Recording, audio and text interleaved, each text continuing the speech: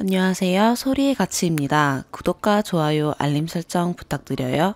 오늘의 사연 시작할게요. 첫 번째 사연입니다. 저는 유아교육을 전공하고 유치원과 어린이집 경력이 꽤 있는 교사입니다. 전부터 느꼈지만 시간이 갈수록 학부모들의 과잉보호는 더 심해지고 이기적인 면모들이 늘어가는 것을 느끼게 되는 현실이 참 씁쓸합니다. 이 글은 교사인 입장에서 학부모인 분들과 미래의 학부모가 될 분들에게 우리 아이의 선생님께 예쁨 받을 수 있고 더욱 챙김받는 방법에 대한 팁과 약간의 부탁의 말씀을 드리려고 합니다. 제 글을 통해서 기분이 나쁘실 분들도 계실 수 있겠지만 저의 많은 근무 경험과 여러 동료 교사들과의 소통을 통해서 얻은 정보들이기 때문에 어느 정도 신뢰할 수 있는 객관성과 팩트임을 미리 말씀드립니다. 첫 번째, 모든 소지품에는 제발 꼭 이름을 기재해주세요. 아이들이 생활하다 보면 가정에서 가져와야 하는 준비물이 꽤 있습니다. 아무리 작은 소지품이라도 다 이름 기재 부탁드립니다. 포장된 칫솔도 부디 미리 개봉하셔서 네임 스티커 꼭 부착해주세요. 매직으로 적으면 지워집니다. 아이들 연령이 어리면 자신의 소지품에 대해서 모를 뿐더러 큰 연령이다 하더라도 영유아 소지품은 판매되는 상품의 종류가 어느 정도 공통적이기 때문에 같은 상품이면 어떤 게 자신의 것인지 잘 모르고 그로 인해 건강상 문제가 발생할 수도 있으니 꼭 이름 기재 부탁드립니다.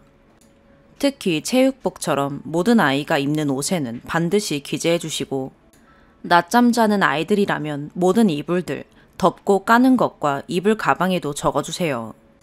바쁜데 이게 누구 것인지 확인하는 것도 힘듭니다. 두 번째, 회수해 주셔야 하는 유인물 같은 것들은 날짜 기한 안에 꼭 보내주세요. 가장 좋은 것은 다음날 바로 주시는 것이지만 혹시 잊으셨다면 그 다음날이나 최소한 기한 내에 꼭 보내주셔야 합니다. 그렇지 않으면 일일이 다 전화해야 하거나 퀴즈노트를 작성해서 달라고 해야 되는데 정말 스트레스입니다. 바로바로 주시는 부모님들 사랑합니다. 아이들이 하원하면 가방 확인 잘 해주세요. 가방에 유인물 넣어서 보내드리면 그대로 다시 돌아오는 경우가 많습니다. 아이들이 하원하면 우리 아이가 어떤 것을 가져왔는지, 활동물이 아니더라도 혹시 아이가 자유롭게 색칠 공부한 것을 챙겨갈 수도 있고 자신이 만든 것을 넣어가기도 합니다. 보시고 아이가 보는 곳에서 버리지 마시고 관심 가져주시고 칭찬 많이 해주시고 버리시더라도 몰래 버려주세요. 아이들 다 상처받고 교사에게 말합니다. 세 번째, 퀴즈노트, 수첩에 댓글, 답글 달아주세요. 알림장으로 사용되는 것들은 교사가 일방적으로 부모님들께 상소 올리듯이 적는 개념이 아닙니다. 여러 명의 아이들 것을 다 쓰려면 정말 한두 시간은 금방 갑니다. 근데 부모님들은 항상 대꾸 하나도 안 해주시고 아무 반응 없이 매번 일방적으로 보기만 하고 무시하면 교사들도 상처받고 속상하고 서럽습니다.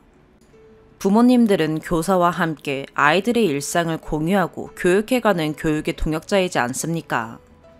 그런데 교사만 주구장창 사진 올리고 알림장으로 어떤 활동하고 아이 상태에 대해서 길게 적었는데 맨날 부모님은 대꾸도 없고 아무 반응이 없으면 허탈하고 잘 써주고 싶은 마음이 사라집니다. 반응해주시고 댓글 달아주시는 분들은 하나라도 더 적어드리고 싶고 고맙고 그 아이도 예뻐 보이게 됩니다. 여러분들도 누구한테 카톡 보내는데 매번 일십당하면 싫으시잖아요. 똑같습니다. 네 번째, 이불은 일체형이고 간절기용으로 보내주세요. 낮잠 자는 아이들에 해당하는 이야기입니다. 일부 부모님들이 우리 아이가 추울까봐 굉장히 두껍고 큰 이불들을 보내주시는데 제발 그러지 말아주세요. 보일러 다 틀어서 절대 춥지 않고 다른 아이들이 누울 때 그 아이가 공간을 다 차지해서 불편해합니다. 이불장이 넓지 않으면 다소 협소한 이불장에 모든 아이 것을 다 넣어야 하는데 정리하는데 많이 힘듭니다. 날씨 따뜻해졌을 땐 특히나 얇은 이불로 바꿔주세요. 아이들도 더워해하고 교사들이 정리하는데 힘들어서 그 부모님에 대한 원망만 늘어납니다. 날씨에 맞춰서 부모님들이 센스 있게 바꿔주시면 교사들 속으로 감탄합니다. 이불은 바닥에 까는 것과 덮는 것이 연결된 것으로 해주세요. 분리되어 있으면 아이들도 자다가 이불이 멀리 사라져 있어서 불편해하기도 하고 정리하는 데에도 수월합니다. 5번째, 결석할 예정이거나 차량 타는데 못할 것 같거나 늦게 등원할 상황이면 꼭 미리 알려주세요. 매일 출결 보고를 해야 하는데 이해가 결석인지 아닌지도 모르면 연락을 해야 하거나 마냥 기다려야 되는데 그러면 바쁜 일과 중에 신경 써야 할 것이 늘어나서 스트레스입니다. 상식적으로 늦게 오거나 결석하면 당연히 담임에게 알려주셔야 하는 것 아닌가요? 그걸 모르는 분들이 있더라고요. 시어머니 마냥 우리 담임이 전화하나 안 하나 눈에 불 켜고 지켜보지 마시고 미리 말해주세요. 기본입니다. 안 그래도 바쁜데 그런 일로 연락까지 해야 하면 진짜 그 부모님 때문에 애도 안 예뻐 보입니다. 차량 타는 아이들은 최소한 5분 전에 나와주세요. 못할 상황이면 반드시 알려주셔야 그 다음 아이들이 기다리지 않습니다. 미리 알려주지 않아서 기다렸다가 출발하면 다음 아이들 늦지 않게 태우려고 과속하다 보면 그러다가 사고 나는 겁니다. 그 사고 나는 차 안에 우리 아이가 타고 있을 수 있어요. 본인이 늦게 나와서 출발한 건데 왜 그냥 가냐고 하는 분들 반성하세요. 그리고 차량 태우는 선생님께 인사 좀 제대로 해주세요.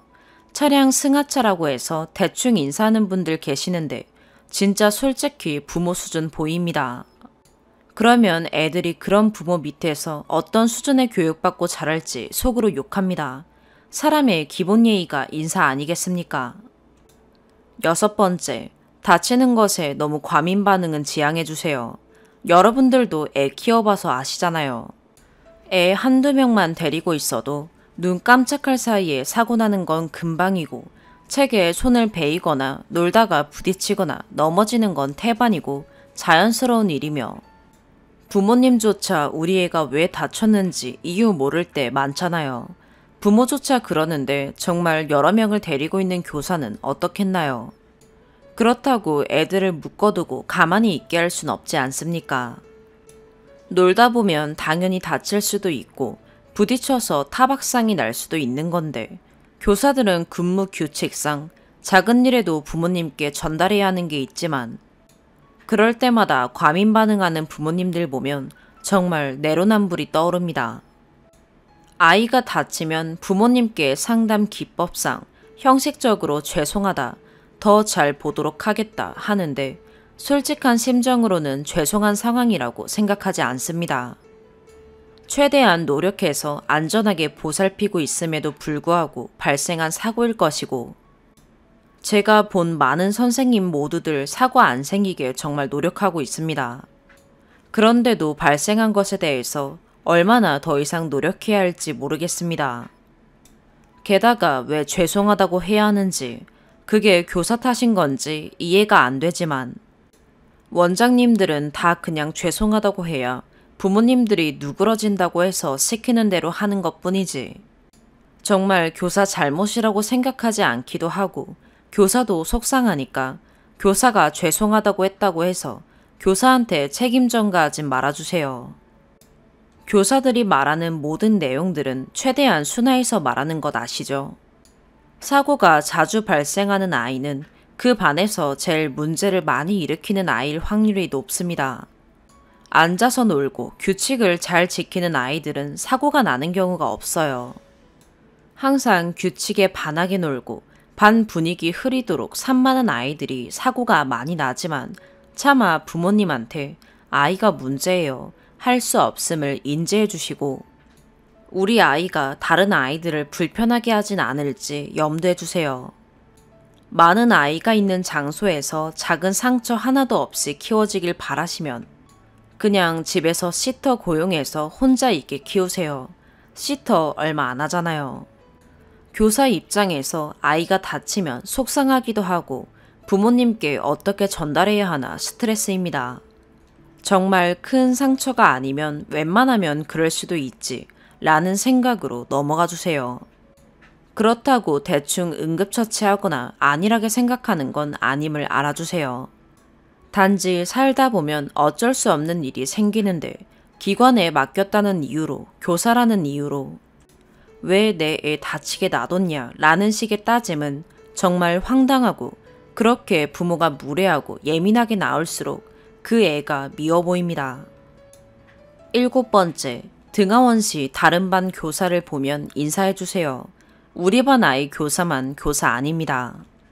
다른 반 교사도 교사이며 그 교사가 추후에 우리 반 아이 선생님이 될 수 있고, 우리 반 선생님 이외의 사람들에게 홀대하는 모습 보면 그 부모 수준 보입니다. 교사가 항상 부모님들에게 밝게 해야 하고 예의 갖춰야 하는 건 아닙니다. 여러분들도 무례하게 대하는 사람한테 잘해주고 싶나요? 예의 있게 하는 분들께 더 잘해드리고 싶고, 그분 아이가 누구인지 한 번이라도 더 보게 되고, 다른 반 아이지만 속으로라도 칭찬합니다. 내 행동이 우리 아이에 대한 이미지가 될 수 있음을 기억해 주세요. 8번째, 발열, 감기 증상이 있으면 제발 가정보육해 주세요. 원래도 그래야 하지만 특히 요즘 같은 때는 필수적으로, 의무적으로 가정보육 하셔야 합니다. 괜찮겠지라는 이기적인 마음으로 보냈다가 그 아이 때문에 아이들 전부 아플 수 있습니다. 그 아이 때문에 교사도 아플 수 있고, 감기로 가볍게 생각했다가 코로나일 경우엔 손해배상 청구하면 배상하실 건가요? 그리고 교사만 잠재적인 표균자가 아닙니다. 아이들이 얼마나 많은 곳을 다니며 부모님들도 여러 곳을 다니지 않습니까?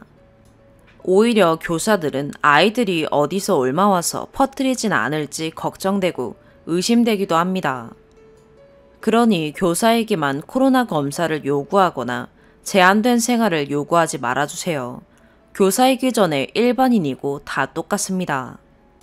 마음 같아서는 부모님들 전체에게 동일하게 요구하고 싶지만 차마 그러지 못하는 것 뿐이지 속마음은 그러하다는 것을 인지해 주세요. 9번째, 활동 사진이 마음에 들지 않게 나왔어도 양해 부탁드립니다. 많은 아이를 한 명 한 명 촬영하다 보면 너무 스트레스입니다. 우리가 교육하기 위해서 근무하는 거지 사진기사로 고용된 것이 아닙니다. 활동할 때 애들 안전도 신경 써야 하고 규칙 잘 지키도록 지도해야 되고, 원장님 지시 때문에 한 명 한 명 다 찍어야 되고, 심지어 그 사진도 얼굴이 잘 보이게 찍어야 되면 열심히 활동하고 있는 아이들한테 여기 보세요 땡땡아 하면서 아이를 계속 부르며 집중하지 못하게 만들 수밖에 없습니다. 저희도 그러고 싶지 않고 힘듭니다. 아이들이 즐겁게 집중하면서 놀이하는 게 좋지 저희라고 해서 아이들을 계속 부르고 싶겠습니까?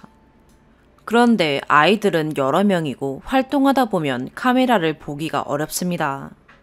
그러다 보면 정면을 안 보는 상황이 많고 고개 숙이고 활동하는 모습을 촬영하게 되거나, 체육처럼 역동적인 활동을 할 때는 흔들리는 사진일 수도 있고 부득이하게 전체 샷으로 찍어야 할 수도 있습니다.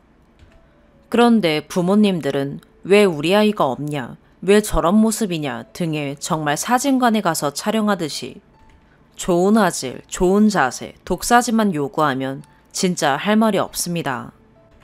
그리고 하나 더 알려드리자면, 원래 활동 사진이 많이 기재되는 곳은 아이들 안전면에서는 좋은 기관이 아닙니다.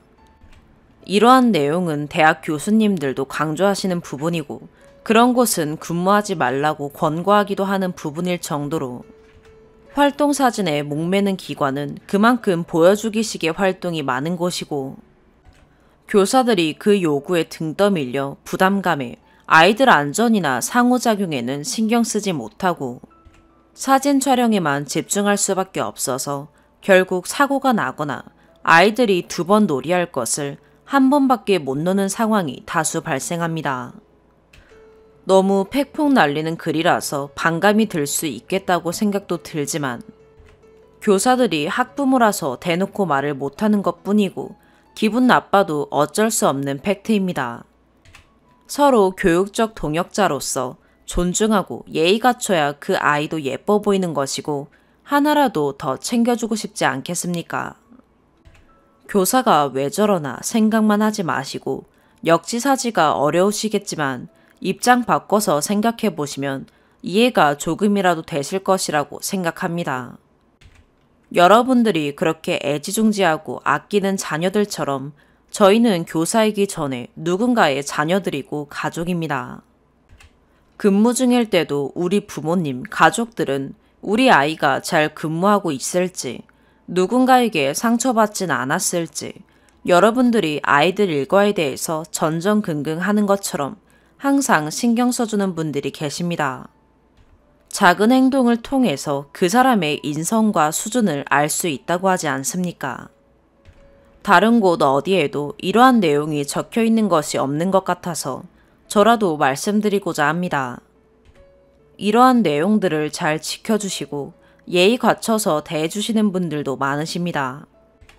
하지만 근무 경험상 안 그러는 분들이 훨씬 더 많고 왜 맘충이라고 하는지 요즘 들어 이해가 가는 상황이 씁쓸하고 저라도 알려드려야 서로 상생하고 긍정적이고 기분 좋은 교류가 이루어질 수 있을 것 같아서 적습니다.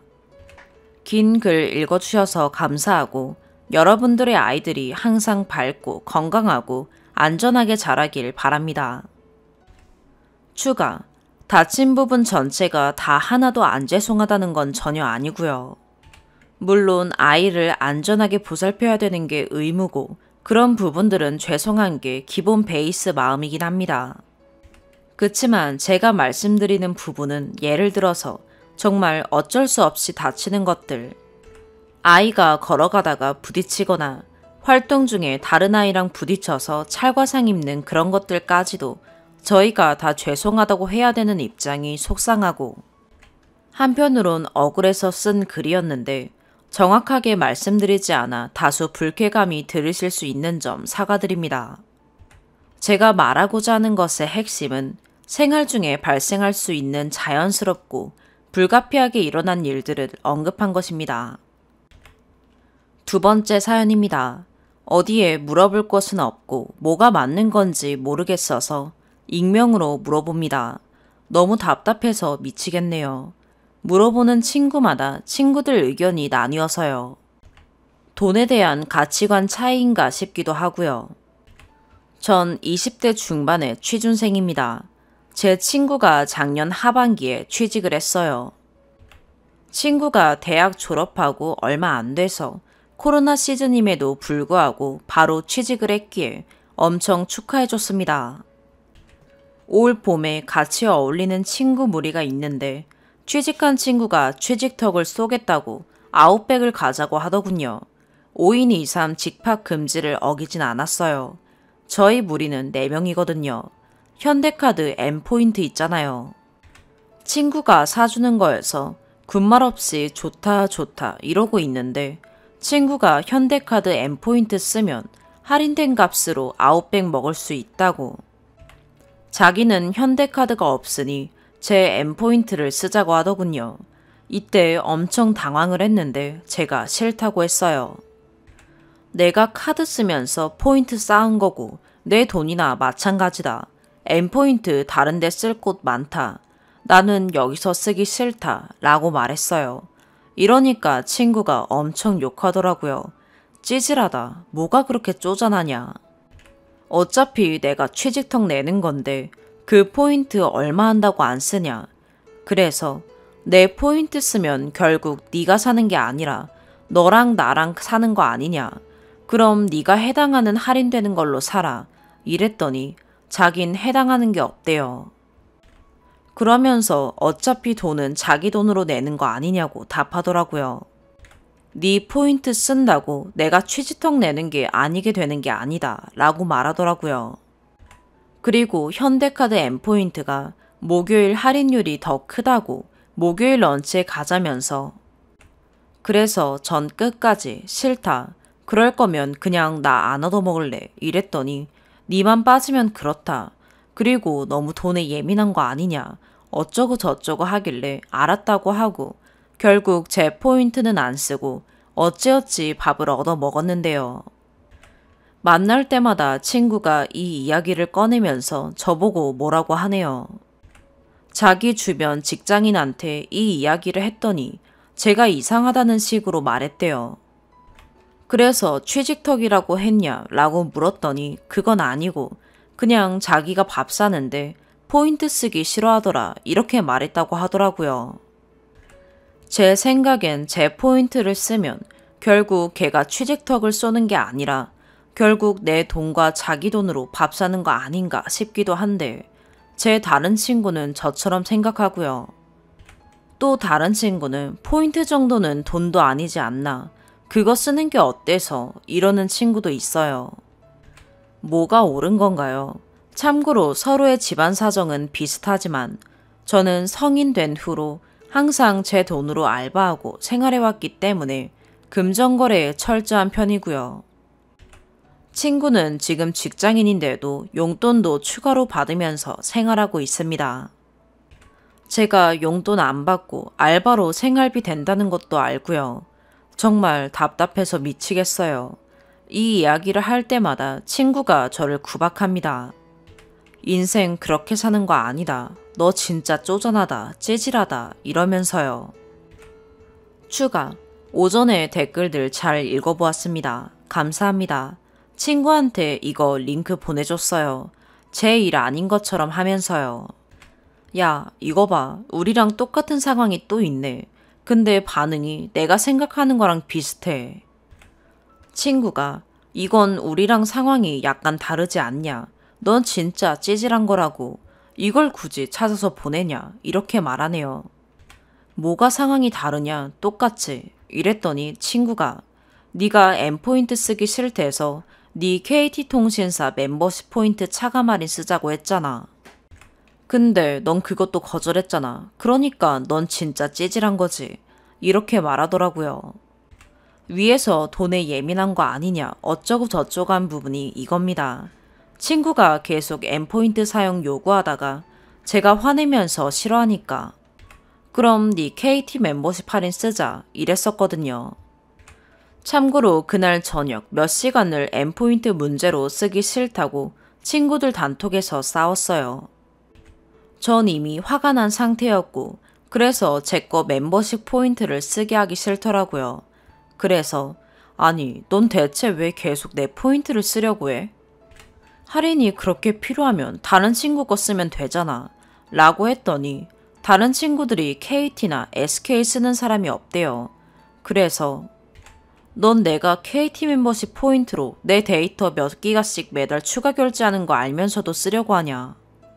그리고 KT 포인트 15%밖에 포인트 차감 안 된다. 난 SK처럼 포인트 무제한이 아니다. 이랬거든요. 이랬더니 15% 할인되는 게 어디냐 이러더라고요. 아웃백이 가성비 갑이라면서 네 포인트 쓰는 게 그렇게 아깝냐고 진짜 찌질하다. 어차피 취직턱 돈은 내가 낸다. 이렇게 계속 친구는 말했고요. 통신사 할인으로 30분 정도 추가로 더 싸우다가 감정 소비 더 하기 싫어서 M포인트 쓰면 내가 안 얻어먹고 말겠다고 말한 것처럼 그냥 나 너한테 안 얻어먹을래 이랬더니 또 M포인트 때처럼 찌질하니 뭐니 반복했어요. 너 혼자 빠지면 좀 그렇지 않냐고. 친구들도 그만해 하는 분위기로 되면서 그냥 제 포인트 안 쓰기로 된 거였습니다. 참고로 봄에 아웃백에서 런치로 결국 먹었고요. 자기가 다른 할인 카드 찾아내서 그걸 썼다고 하더군요. 자기 거 있으면서 굳이 왜? 그 친구한테 전 돈으로 찌질한 사람으로 낙인 찍힌 것 같네요. 자기는 또 직장에서 점심 먹으면서 포인트 사건을 또 꺼냈었나 봐요. 전후 사정 M포인트 쓰는 거 다 잘라먹고 간단하게 위에서 말한 것처럼 밥 사는데 포인트 쓰기 싫어하는 찌질하고 등신 같은 친구가 있다 라고 말했대요. 직장인들이 아직 학생이고 취준생이라 그런 짓을 하나 보지. 그 친구 이상하네 라고 말했다네요. 이 친구랑은 진짜 오래된 친구입니다. 같은 동네 친구라고 할까요? 서로 집안 사정 다 아는 정도고요. 집안 경제적 위치도 비슷한 편입니다. 다만 돈을 소비하는 데 있어서 사고방식이 서로 너무 달라요. 전 불필요한 소비는 안 하는 편이고 친구는 예쁘면 사자 이런 주의입니다. 손절을 하고 싶어도 엮인 사람들이 많아서 힘드네요. 손절했다가 저에 대해 안 좋게 퍼뜨리고 다닐 것 같고요. 위에서 말했다시피 친구들 의견이 갈려요. 소수의 친구들은 포인트 그게 무슨 돈이냐, 카드 포인트나 통신사 멤버십 포인트나 그 몇 푼 된다고. 저랑 비슷한 생각을 가졌던 친구들은 카드 포인트도 돈이고 KT 멤버십은 이건 네가 조금 오버했긴 한데 네가 이미 화난 상태여서 이해는 한다. KT도 포인트로 네가 데이터 추가 결제하는 거 친구들 다 아는 사이인데 굳이 그 친구는 벼룩의 간을 빼먹으려고 하냐 입니다. 제가 친구들한테 너무 돈으로 칼같이 구는 건 아닙니다. 친구들한테 한 번씩 지나가다가 네 생각났다고 내 거 사는 김에 간식 사주기도 하고 적당히 잘 베풀면서 지내요. 다만 지금 다툰 친구한테는 제가 금전적으로 뭘 사준 게 적은 편이긴 해요. 그 친구는 저한테 뭘 사준 적이 없지만요. 친구가 네가 사회생활을 아직 안 해봐서 뭘 모르네 이러는데 제가 알바도 꾸준히 했고 경제관념이 떨어지는 것도 아니에요. N포인트는 생각보다 쓸 때 많은데 말이죠. 제가 그것 때문에 현대카드 쓰는 건데 굳이 그걸. 댓글들 정말 감사합니다. 이제 친구가 비아냥될 때마다 어떻게 해야 할지 고민이 너무 됩니다. 두 번째 추가. 제가 방금 다른 친구한테 새로운 사실을 알았는데요. 취직턱 쏠 당시에 취직턱 쏘는 친구가 SKT 쓰고 있었대요. 배신감 느껴지네요. 다른 친구 한 명도 SKT 쓰고 있었다고 합니다. 심지어 SKT는 KT랑 다르게 포인트가 무제한 아니에요. 왜 저한테만 이러는 걸까요? 제가 돈이 많아 보이나 봐요. 왜 저한테만 쓰라고 강요를. 친구는 네가 친하니까 너보고 포인트 쓰라고 한 거임 이러는데 어이없네요. 여러분 댓글 의견 정말 감사합니다. 세 번째 사연입니다. 부산에 사는 대학생입니다. 글을 쓰는 건 처음이라 양식에 맞지 않더라도 이해해 주시면 감사하겠습니다. 저에게는 2살 터울의 언니가 있습니다. 언니는 영상학과 전문대를 나와 전공에 맞지 않지만 일찍이 사회생활을 시작했어요. 생각해보면 기숙사 생활을 했던 20살부터 지금까지 단 한 번도 일을 쉰 적이 없었습니다. 사건의 발달은 재작년인 2019년. 언니가 학생 때 다녔었던 교과학원을 선생으로서 다니기 시작하면서입니다. 당시 언니는 월 180 받던 직장에 그렇잖아도 회의감을 느끼고 있던 상태이고 학원에서 일해보는 게 어떻겠냐는 원장 선생님의 제안에 여러 가지 이유로 그 제안을 승낙했었습니다. 처음엔 꽤 만족하는 눈치였습니다. 가르치는 게 적성에도 맞는 듯 싶었고 학원에 다닐 땐 후배였던 친구들을 제자로 만나니 들뜨고 마음도 편했었나 봐요. 언니가 담당했던 과목은 역사와 국어 쪽이었습니다. 종종 사회도 했던 것 같고요. 그냥 문과는 다 가르쳤던 것 같네요.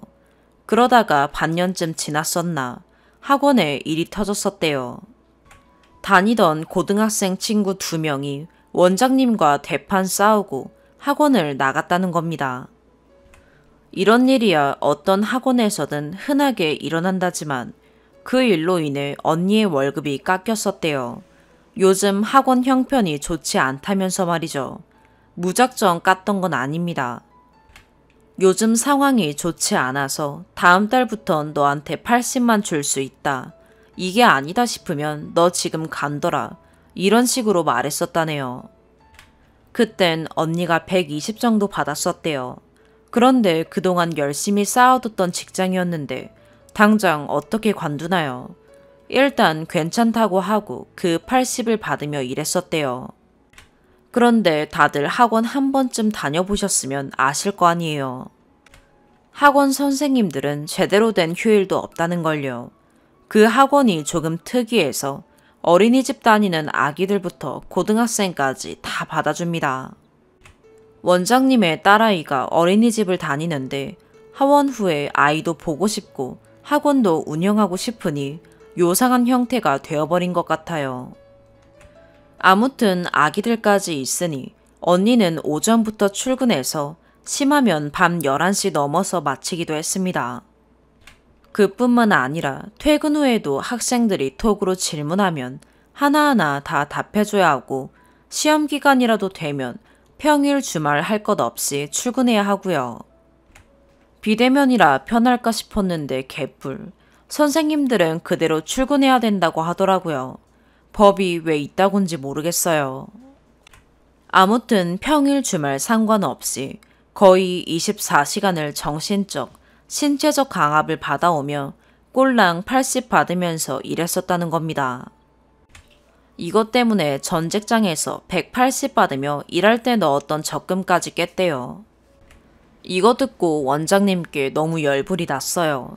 어떻게 몇 년 동안 가르쳤던 제자에게 그럴 수가 있는지, 벼룩의 간을 빼먹는 게 아닌지, 물론 지금까지 80을 받은 건 아닙니다.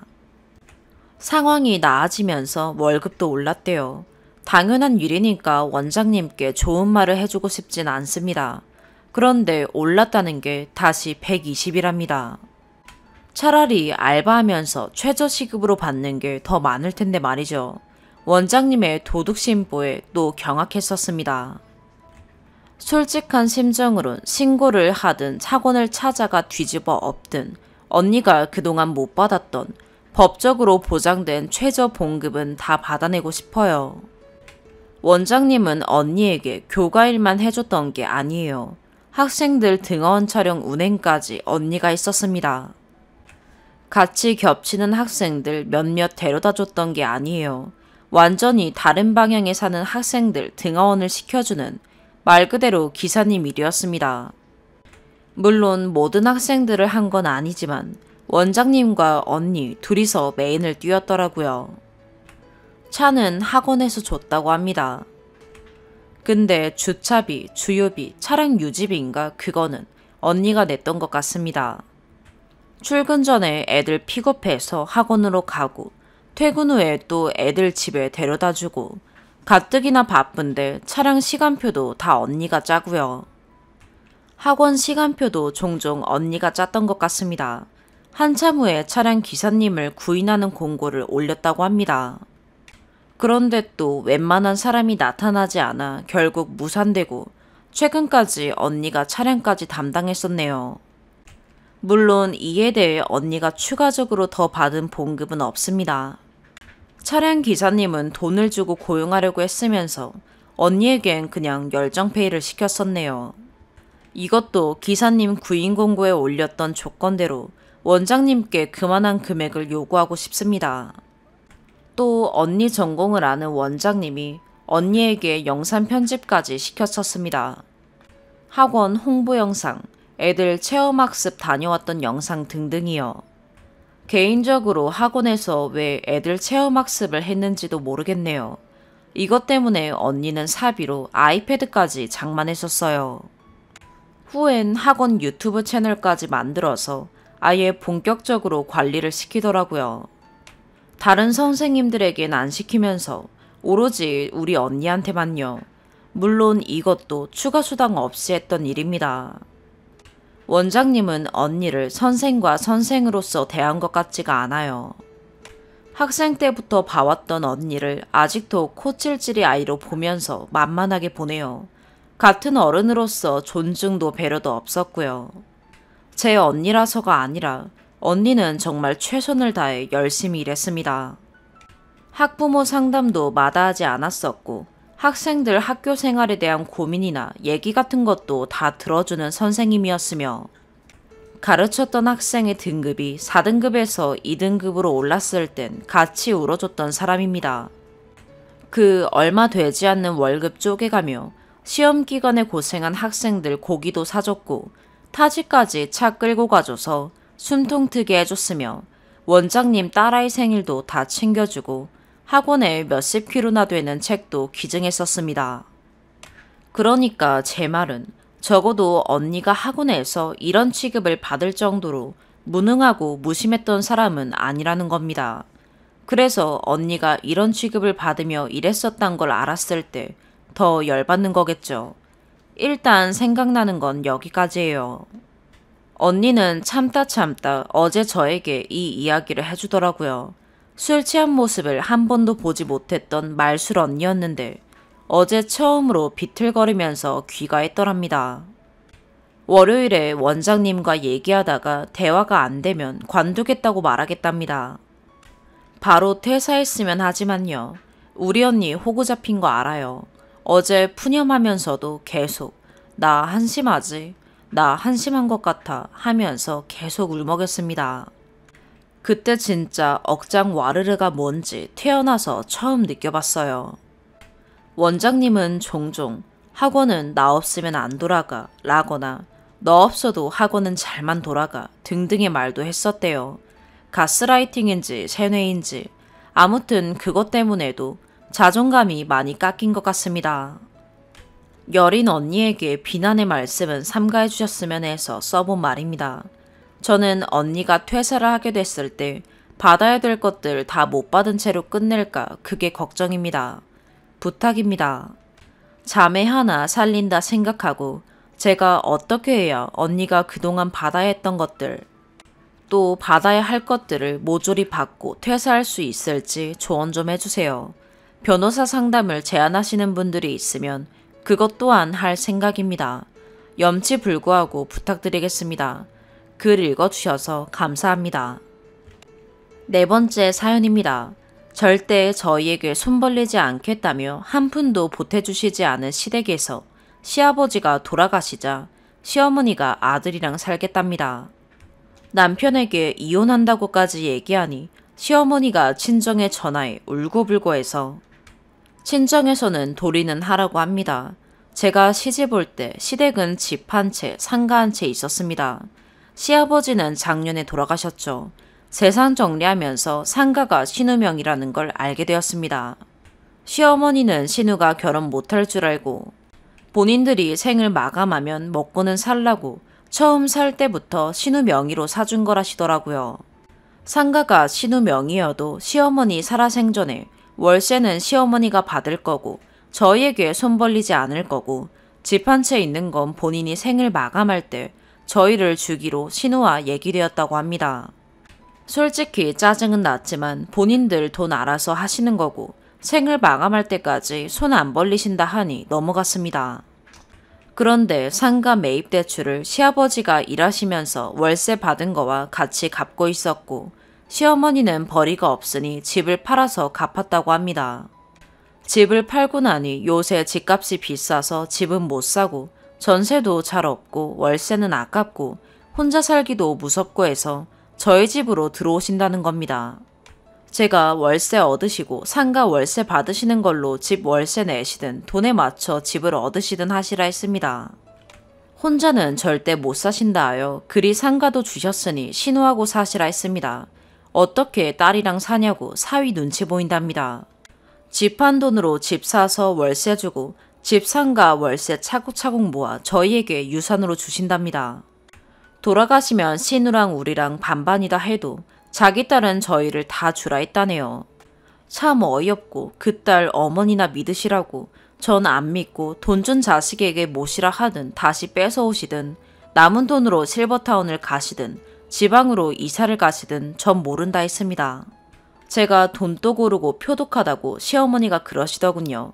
그런데 왜 같이 살겠다는 거냐고 따져 물었더니 제가 아니라 아들이랑 살겠다는 겁니다. 그 아들 내어드릴 테니 둘이 사시라 했습니다. 친정부모님 속상하실까봐 얘기 안 드렸는데 시어머니가 전화로 울고불고 해서 이미 다 아시고 저에게 도리는 하라십니다. 유산 한 푼 없으면 부모가 아니냐면서 말이죠. 처음부터 돈 없었다면 시부모 부양을 염두했겠죠. 손 안 벌린다고 결혼자금, 육아, 아파트 매입 그 어떤 지원도 해준 적 없으면서 지금까지 딸에게는 상가해주고 육아도 해줬으면 딸이랑 살아야 하는 거 아닌가요? 남편은 뭐하냐고요? 제 뒤에 숨어서 싸움 구경 중입니다. 시어머니하고 신우에게 한 소리도 못하고 말이죠. 남편이 이 모양이니 이 사단이 난 거죠. 제가 성격이 세고 앞뒤 안 가리고 얘기하는 스타일이다 보니 차분하고 제 의견을 잘 들어주어 좋았는데 이런 순간에도 쓸모가 없네요. 남편에게 시어머니가 이 집에 들어오시는 순간 아이들도 다 놓고 집 팔고 나간다 했습니다. 집은 제 명의입니다. 회사 대출받고 친정 도움받아 제가 산 집입니다. 추가, 제가 잘못한 게 아니라고 얘기해 주셔서 감사합니다. 친정은 시어머니가 자기가 아들 두고 딸에게 재산 다 주겠냐고 제가 오해해서 그런다고 했답니다. 친정은 온다는 부모를 어찌 말리냐는 거고, 이혼할 게 아니라면 시어머니를 그리 대하면 남편은 마음이 어떻겠니 하셨습니다. 제가 재산도 필요 없고 받아주지 않겠다 하니 입찬소리 하지 말라고, 준다는 건 받아야지 굳이 안 받냐시더라고요. 상황을 설명드리니 시어머니가 한 얘기와 제가 얘기한 게 다르답니다. 집 한 것도 저희랑 재산 합쳐서 큰 집 사거나 집 사서 월세 놓으면 집 상가 월세 받는 거로 생활비라도 보태면 제가 회사를 그만두게 되더라도 부담 없이 살림과 아이 뒷바라지에 신경 쓸 거 아니냐며 부모의 큰 뜻을 모르고 무턱대고 싫다고만 한다 했답니다. 그래서 제가 신우 상가 빚 갚아준 거고 집 살 돈 없는 거고 내게 돈 주면 버릴까봐 생을 마감해서나 준다 했다고 했습니다. 제가 평소 돈돈 하는 것도 있고 입 바른 말도 잘하니 그런 줄 아셨지. 차별받는지 모르셨고 감히 어디서 이간질하냐고 어이없어 하셨습니다. 아빠가 남편에게 전화해서 시어머니 합가 관련하여 제대로 정리 안 하면 절 다시 데려오겠다고 시부모 일에 절 나쁜 년 만들고 너는 속 편하냐고 한 소리 하셨다고 합니다. 유산이요. 솔직히 우리 몫은 있겠지. 아들이고 제사 지내고 있으니 뭐라도 주시겠지 했습니다. 결혼 후 뼈 빠지게 일해도 그 돈 못 벌었거든요. 앞으로 일하면 벌까요? 입 밖으로 안 받겠다고 얘기하고 나니 진짜 우리 몫인데 내가 초쳤나. 전 재산을 가지려는 신우의 빅피처이진 않을까. 내가 그 꾀에 넘어간 건 아닐까.